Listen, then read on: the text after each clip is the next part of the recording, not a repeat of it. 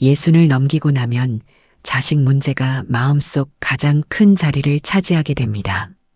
특히 결혼하지 않은 자식을 둔 부모라면 그 마음이 얼마나 답답하고 불안한지 저도 잘 압니다. 주변에서 누구네 아들은 결혼했다. 누구네 딸은 손주를 낳았다는 이야기를 들을 때마다 가슴 한구석이 무거워지는 것이 사실이지요. 그런데 이상한 일입니다. 자식 결혼을 간절히 바라고 집착할수록 관계는 더 나빠지고 자식은 더 멀어지고 부모 자신은 더 불행해집니다. 왜 이런 일이 벌어지는 걸까요? 그리고 이 악순환에서 어떻게 벗어날 수 있을까요? 부처는 2500년 전에 이미 이 문제의 본질을 꿰뚫어 보았습니다. 집착이 고통의 원인이라고 말입니다. 자식 결혼에 대한 집착 역시 마찬가지입니다.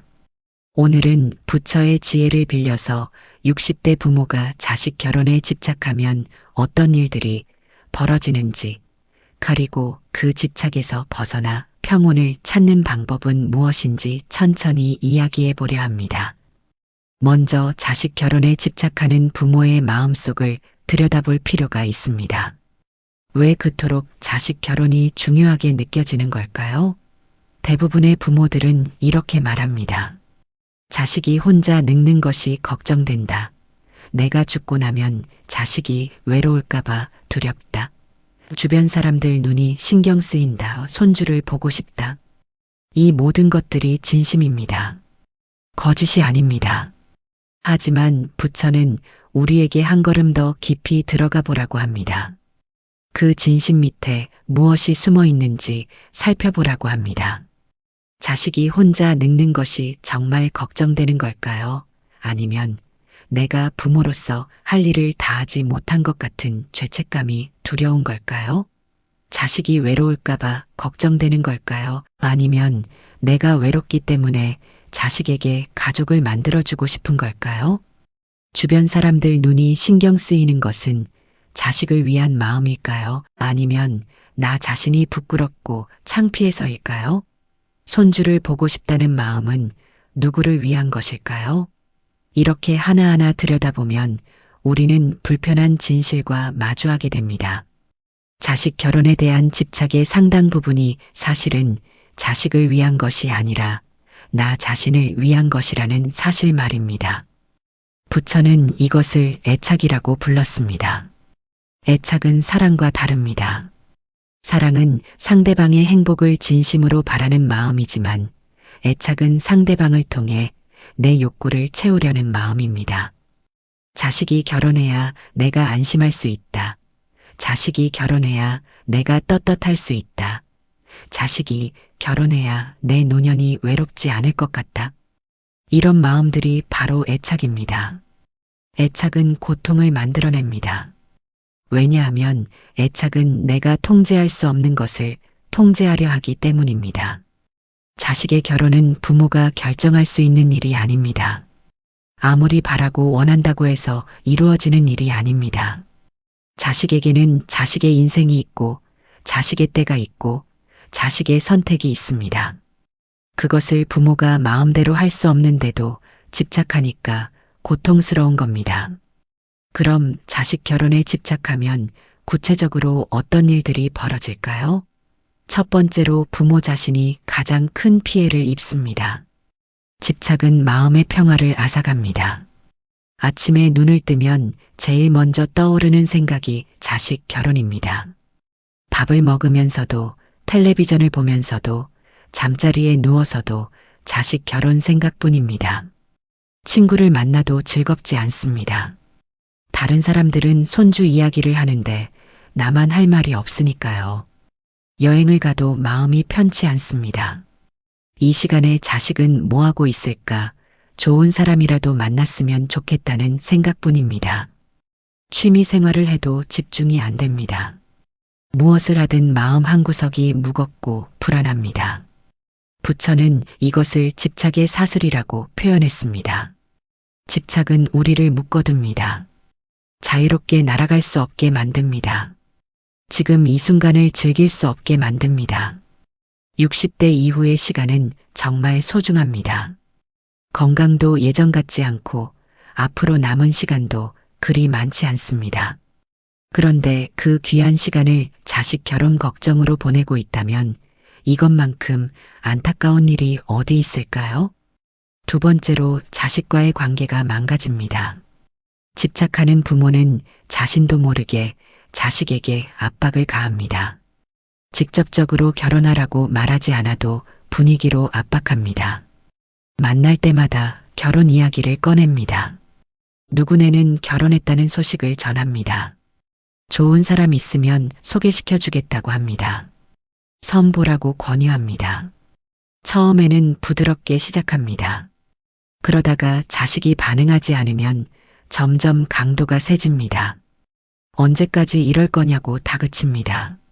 내 또래들은 다 결혼했다고 비교합니다. 부모 마음도 좀 헤아리라고 원망합니다. 심지어 눈물까지 흘립니다. 이렇게 하면 자식이 마음을 바꿀 거라고 생각합니다. 하지만 결과는 정반대입니다. 자식은 부모를 피하기 시작합니다. 전화가 와도 받기 싫어집니다. 만나자고 해도 핑계를 댑니다.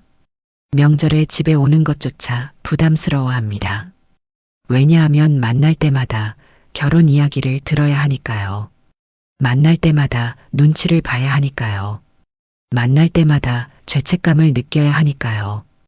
부모는 자식이 왜 이렇게 냉정해졌는지 이해하지 못합니다. 나는 내 걱정에 이러는 건데 왜 고마워하지 않느냐고 섭섭해합니다. 하지만 자식 입장에서 생각해보면 당연한 반응입니다. 누가 자꾸 잔소리하고 압박하는 사람을 가까이 하고 싶겠습니까? 그것이 부모라 해도 마찬가지입니다. 부처는 집착은 집착을 낳는다고 했습니다. 부모가 자식 결혼에 집착하면 자식은 부모를 피하는데 집착하게 됩니다. 부모가 자식을 더 붙잡으려 할수록 자식은 더 멀어집니다. 이것이 집착의 역설입니다. 얻고 싶어서 집착하는데 집착할수록 잃게 되는 겁니다. 세 번째로 자식의 인생까지 망가뜨릴 수 있습니다. 부모의 압박에 못 이겨 서둘러 결혼하는 자식들이 있습니다. 아직 준비가 안 됐는데, 아직 마음에 드는 사람을 못 만났는데, 부모가 너무 걱정하니까 그냥 대충 결혼합니다. 조건이나 보고 적당히 타협해서 결혼합니다. 이런 결혼이 행복할 리 없습니다. 서로 사랑하지 않는데 어떻게 행복할 수 있겠습니까? 마음이 맞지 않는데 어떻게 오래 갈 수 있겠습니까? 결국 불행한 결혼 생활을 하거나 이혼하게 됩니다. 그러면 부모는 더 큰 고통을 겪게 됩니다. 결혼하라고 재촉한 것이 자식을 불행하게 만들었다는 죄책감에 시달립니다. 반대로 부모의 압박을 거부하느라 결혼 자체를 포기해버리는 자식들도 있습니다. 원래는 결혼하고 싶었는데 부모가 너무 강요하니까 오히려 결혼이 싫어집니다. 부모가 원하는 것을 해주기 싫어서 의도적으로 결혼하지 않습니다. 이것은 자식 자신의 행복을 위한 선택이 아니라 부모에 대한 반항입니다. 이 역시 부모의 집착이 만들어낸 불행입니다. 부처는 중도를 강조했습니다. 너무 팽팽해도 안 되고 너무 느슨해도 안 됩니다. 자식 결혼 문제도 마찬가지입니다. 전혀 관심을 안 가지라는 것이 아닙니다. 다만 집착하지 말라는 겁니다. 적당한 관심과 집착은 다릅니다. 관심은 자식을 응원하는 것이고 집착은 자식을 옭아매는 겁니다. 그럼 이제 가장 중요한 질문을 해봐야 합니다. 어떻게 하면 자식 결혼에 대한 집착에서 벗어날 수 있을까요? 부처가 제시한 방법을 오늘날의 언어로 풀어서 말씀드리겠습니다. 가장 먼저 해야 할 일은 내 마음을 정직하게 들여다보는 것입니다. 내가 왜 자식 결혼에 집착하는지 진짜 이유를 찾아야 합니다. 자식이 걱정돼서라고 말하지 마세요. 그보다 더 깊은 곳에 있는 진짜 이유를 찾아야 합니다. 혹시 내가 외로워서는 아닐까요? 남편이나 아내와 관계가 소원해져서 친구들과도 자주 못 만나서 하루하루가 무료해서 그래서 자식에게 의지하고 싶은 건 아닐까요? 자식이 결혼해서 가족을 이루면 나도 그 가족의 일부가 되어서 외롭지 않을 거라고 기대하는 건 아닐까요? 혹시 주변 사람들 때문은 아닐까요? 친구들이 손주 자랑할 때 나만 할 말이 없어서 부끄러운 건 아닐까요? 친척들이 모였을 때 우리 집 자식만 결혼 안 해서 창피한 건 아닐까요? 이웃들이 뭐라고 할까봐 신경 쓰이는 건 아닐까요? 혹시 내 인생의 의미를 자식에게서 찾으려는 건 아닐까요? 내 인생은 이미 끝났다고 생각하고 이제는 자식을 통해서만 살아가려는 건 아닐까요? 자식이 잘 되는 것을 보는 것만이 내 유일한 낙인 건 아닐까요? 이렇게 자문자답하다 보면 불편한 진실과 마주하게 됩니다. 자식 걱정이라고 생각했던 것이 알고 보니 내 불안, 내 외로움, 내 허영심, 내 공허함이었다는 것을 깨닫게 됩니다. 이것을 깨닫는 것이 첫 번째 단계입니다. 부처는 이것을 각성이라고 불렀습니다. 각성한 다음에는 자식을 독립된 인격체로 인정해야 합니다. 자식은 내 소유물이 아닙니다. 내 뱃속에서 나왔다고 해서 내 것이 아닙니다. 자식은 나를 통해 이 세상에 왔지만 나에게 속한 존재가 아닙니다. 자식에게는 자식만의 인생이 있습니다. 자식만의 속도가 있습니다. 자식만의 선택이 있습니다.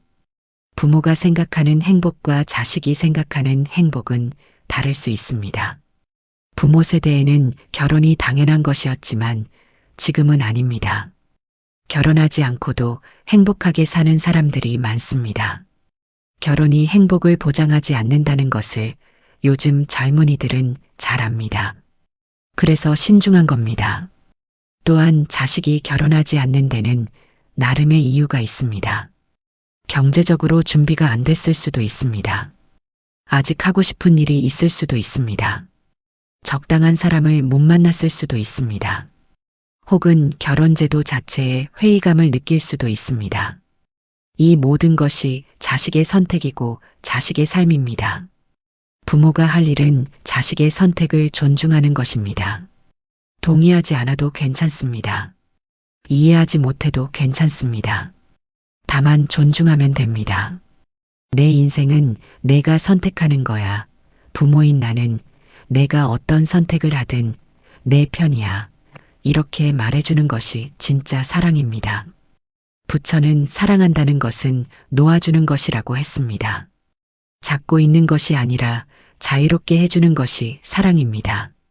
자식을 사랑한다면 자식의 인생을 자식에게 돌려주어야 합니다. 부모의 기대나 욕심으로 자식의 인생을 채우려 하지 말아야 합니다. 세 번째로 해야 할 일은 내 삶에 집중하는 것입니다. 자식 결혼에 집착하는 가장 큰 이유는 내 삶이 공허하기 때문입니다. 내 인생에 의미 있는 일이 없으니까 자식 인생에 관여하려는 겁니다.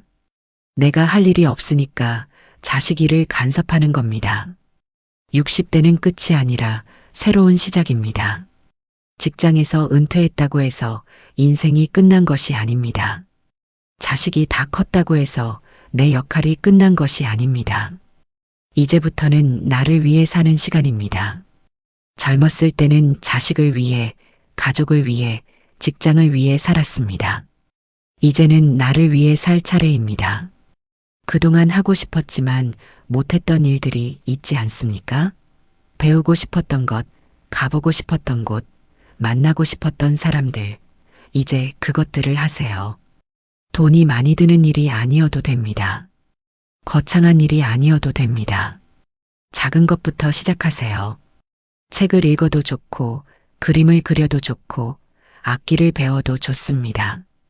등산을 해도 좋고, 사진을 찍어도 좋고, 글을 써도 좋습니다. 봉사활동을 해도 좋고, 동호회에 가입해도 좋고, 새로운 친구를 사귀어도 좋습니다. 중요한 것은 나를 위한 시간을 갖는 것입니다. 나를 위한 시간이 생기면 자식 걱정할 시간이 줄어듭니다. 내 삶이 충만해지면 자식의 삶을 통해 대리만족을 느끼려 하지 않게 됩니다. 내가 행복해지면 자식도 행복해지기를 강요하지 않게 됩니다. 부처는 자기 자신을 사랑하는 사람만이 진정으로 남을 사랑할 수 있다고 했습니다. 네 번째로 해야 할 일은 자식과의 관계를 새롭게 정립하는 것입니다. 지금까지는 부모와 자식이라는 수직적 관계였습니다. 내가 위고 자식이 아래였습니다. 내가 가르치고 자식이 배웠습니다. 내가 결정하고 자식이 따랐습니다. 하지만 이제는 달라져야 합니다. 자식이 성인이 된 이상 관계는 수평적이어야 합니다. 부모와 자식이라는 이름은 그대로지만 관계의 본질은 어른과 어른의 관계가 되어야 합니다. 서로 존중하는 관계, 서로 배려하는 관계, 서로 독립적인 관계가 되어야 합니다. 이것은 정이 없어지는 것이 아닙니다. 오히려 더 건강한 정을 유지하는 방법입니다. 수직적 관계에서는 갈등이 생길 수밖에 없습니다. 위에서 명령하면 아래는 반발합니다. 억지로 시키면 마지못해 하거나 아예 안 합니다. 하지만 수평적 관계에서는 서로 의견을 나눕니다. 동의하지 않아도 존중합니다. 강요하지 않아도 배려합니다. 자식 결혼 문제도 마찬가지입니다. 부모가 일방적으로 재촉하는 것이 아니라 자식의 생각을 먼저 물어봐야 합니다. 결혼에 대해 어떻게 생각하는지, 지금 결혼할 계획이 있는지, 만약 없다면 이유가 뭔지 진심으로 궁금해서 물어보는 겁니다. 비난하거나 설득하려는 의도 없이 그냥 자식의 생각을 알고 싶어서 묻는 겁니다. 그리고 자식의 대답을 있는 그대로 받아들여야 합니다. 자식이 아직 결혼할 생각이 없다고 하면 그렇구나 하고 수긍하는 겁니다. 왜 없냐고 따지지 않습니다. 언제쯤 할 거냐고 재촉하지 않습니다. 그냥 알았다고 하면 됩니다. 그러면 자식도 부담을 느끼지 않습니다. 오히려 부모가 자신을 존중해 준다는 것에 고마워합니다. 부처는 무집착이 최고의 사랑이라고 했습니다. 집착하지 않으면서도 사랑할 수 있습니다. 아니, 집착하지 않기 때문에 더 깊이 사랑할 수 있습니다. 자식 결혼을 집착하지 않으면서도 자식의 행복을 진심으로 바랄 수 있습니다. 자식의 선택을 존중하면서도 자식이 필요할 때 옆에서 지지해 줄 수 있습니다. 다섯 번째로 해야 할 일은 기대를 내려놓는 것입니다. 부모는 자식에게 많은 기대를 합니다. 공부 잘하기를 기대하고, 좋은 직장 다니기를 기대하고, 좋은 사람 만나 결혼하기를 기대하고, 손주 낳기를 기대합니다. 이런 기대들이 모두 이루어지면 부모는 행복할 거라고 생각합니다. 하지만 기대는 실망의 씨앗입니다. 기대한 만큼 이루어지지 않으면 실망하게 됩니다. 자식이 기대에 못 미치면 화가 납니다. 다른 집 자식과 비교하게 됩니다. 자식을 원망하게 됩니다. 그러면 자식도 부모를 원망하게 됩니다. 나는 부모의 기대를 충족시키기 위해 사는 게 아니라고 생각합니다. 부처는 기대 없는 사랑을 가르쳤습니다. 아무것도 바라지 않고 사랑하는 것입니다. 자식이 무엇을 하든 어떤 선택을 하든 그냥 있는 그대로 사랑하는 것입니다. 자식이 결혼해도 좋고 안 해도 좋습니다. 손주가 생겨도 좋고 안 생겨도 좋습니다. 내 기대와 상관없이 자식은 소중한 존재입니다. 이렇게 생각하면 마음이 편해집니다. 자식이 뭘 해도 실망하지 않습니다. 자식의 선택이 무엇이든 받아들일 수 있습니다. 자식이 결혼하면 축하해주고 결혼하지 않으면 그것도 괜찮다고 해줍니다. 이것이 진짜 사랑이고 진짜 자유입니다. 여섯 번째로 현재를 살아야 합니다. 자식 결혼에 집착하는 부모는 미래만 생각합니다. 자식이 결혼하면 행복할 거야. 손주가 생기면 삶의 낙이 생길 거야. 그때가 되면 모든 게 좋아질 거야. 이렇게 미래에 매달립니다. 하지만 그 미래는 오지 않을 수도 있습니다. 설령 온다 해도 상상했던 것과 다를 수 있습니다. 부처는 과거에 집착하지 말고 미래에 집착하지 말고 지금 이 순간을 살라고 했습니다. 지금 이 순간이 가장 중요합니다. 지금 이 순간이 진짜 삶입니다. 자식이 결혼하지 않은 지금도 행복할 수 있습니다. 손주가 없는 지금도 의미 있는 삶을 살 수 있습니다. 오늘 아침에 눈을 뜬 것에 감사하세요. 건강하게 하루를 시작할 수 있는 것에 감사하세요. 맛있는 밥을 먹을 수 있는 것에 감사하세요. 따뜻한 집이 있는 것에 감사하세요. 사랑하는 사람들이 있는 것에 감사하세요. 이런 것들이 진짜 행복입니다. 자식 결혼을 기다리며 불안해하는 대신 지금 자식과 좋은 시간을 보내세요. 같이 밥 먹고, 같이 산책하고, 같이 이야기 나누세요. 결혼 이야기는 하지 말고 그냥 일상적인 이야기를 하세요. 자식이 요즘 무슨 일을 하는지, 무엇에 관심이 있는지, 어떤 고민이 있는지 물어보세요. 진심으로 궁금해서 묻는 겁니다. 그러면 자식도 마음을 엽니다. 부모가 잔소리하지 않고 진심으로 자기에게 관심을 가져준다는 것을 느낍니다. 그러면 자연스럽게 대화가 이어집니다. 관계가 좋아집니다. 이것이 진짜 행복입니다. 자식이 결혼했느냐 안 했느냐보다 지금 자식과 좋은 관계를 유지하는 것이 훨씬 중요합니다. 7번째로 다른 사람들의 시선에서 자유로워져야 합니다. 자식 결혼에 집착하는 큰 이유 중 하나가 주변 사람들 때문입니다. 친구들이 손주 이야기할 때 낄 말이 없어서, 친척들이 언제 결혼하냐고 물어봐서, 이웃들이 수군거리는 것 같아서, 이런 것들이 부모를 괴롭힙니다. 하지만 냉정하게 생각해 보세요. 다른 사람들이 정말 그렇게 우리 집 자식 결혼에 관심이 많을까요? 사실은 별로 관심 없습니다.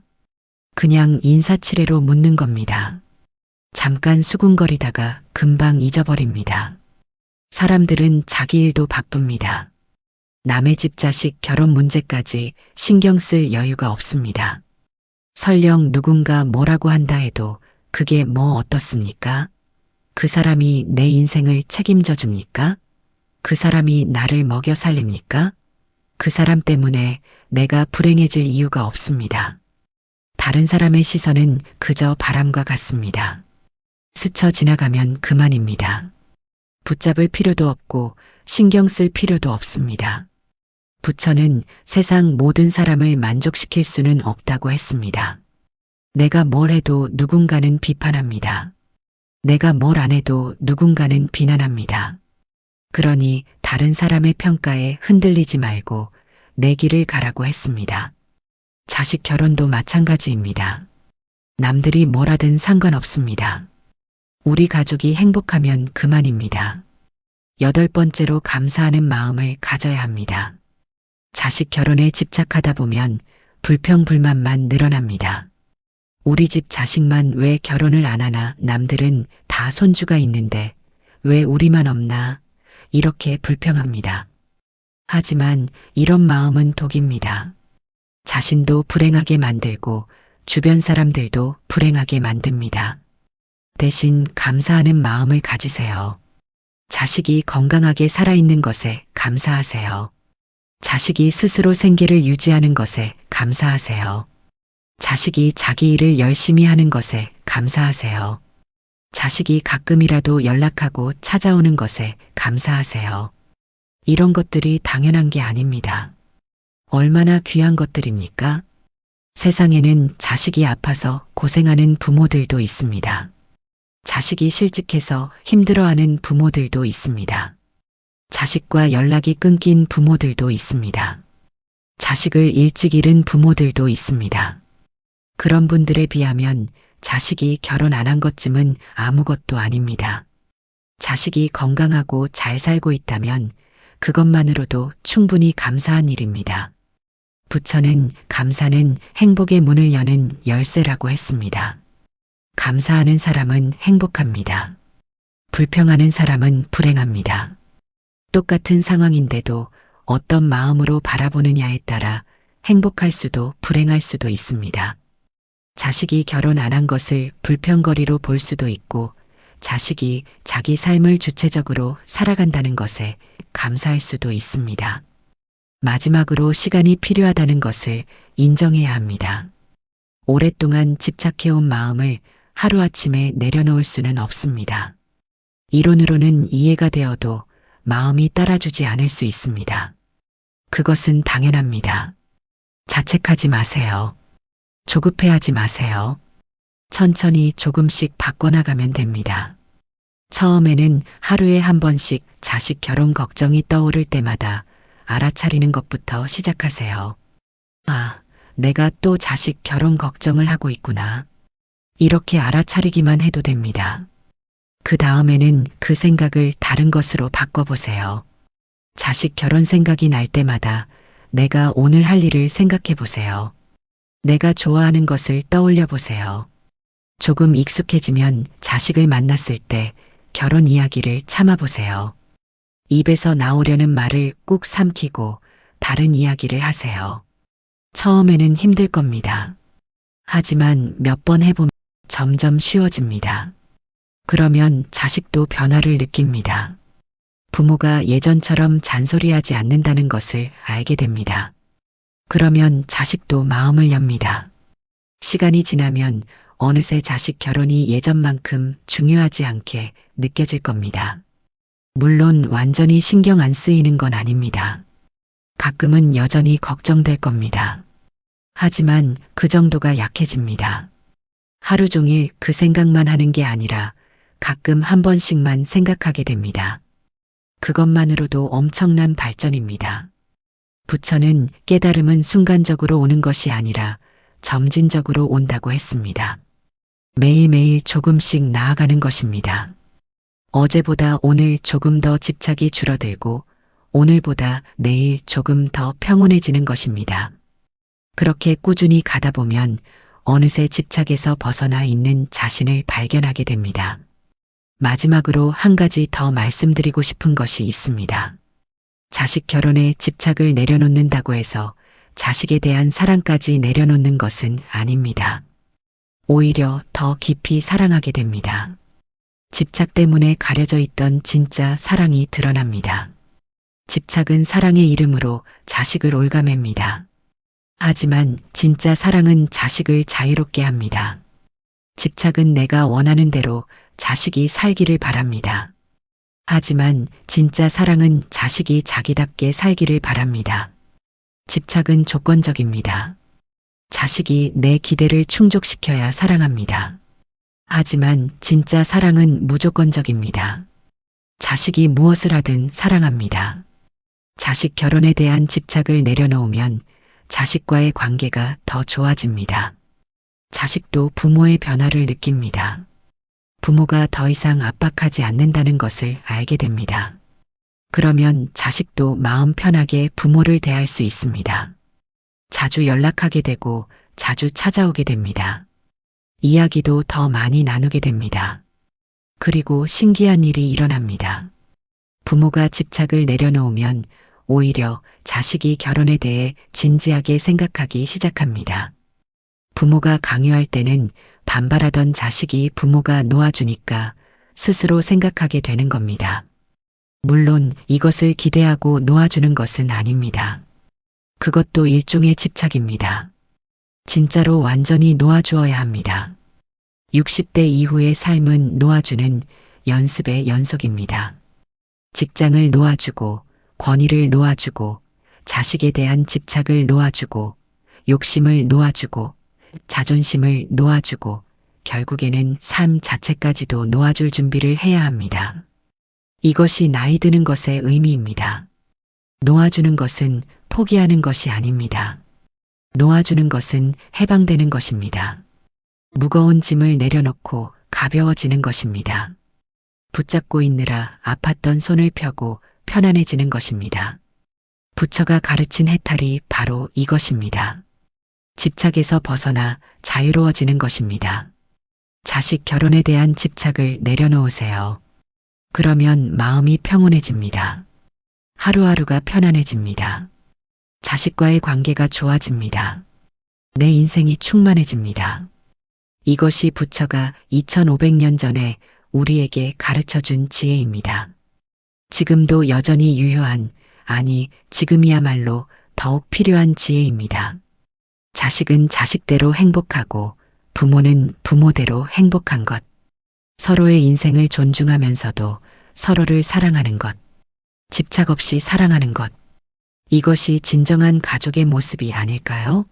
그리고 그것이 60대 이후에 우리가 이루어야 할 가장 아름다운 과제가 아닐까요?